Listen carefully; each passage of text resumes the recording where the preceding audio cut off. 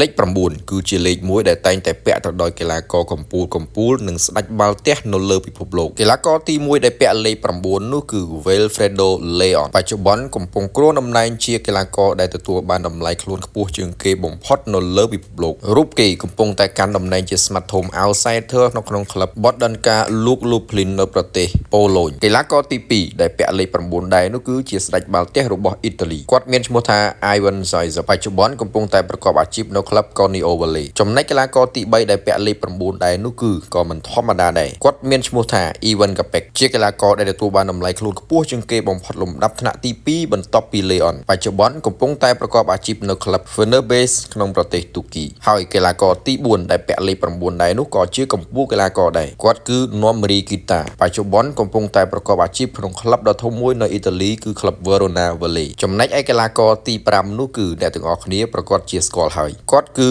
វឿនវាសនាឬក៏ស៊ឺឡាំងគឺជាកីឡាករកូនខ្មែរយើងមានដើមកំណើតមកពីខេត្តបាត់ដំបងបច្ចុប្បន្នកំពុងតែប្រកបអាជីពជាស្មាត់ធំ Outsider នៅក្នុងក្លឹប Winstreak នៃប្រទេសតៃវ៉ាន់នៅមានកំពូលកីឡាករផ្សេងៗទៀតក៏ពាក់លេខ9ដែរកីឡាករល្បីៗនិងស្ដេចកីឡាករបាល់ទះនៅលើពិភពលោកពាក់លេខ9ចុះអ្នកដែលកំពុងស្ដាប់នឹងវិញពាក់លេខប្រមាណដែរតោះខមមិននឹងក្រោមមើល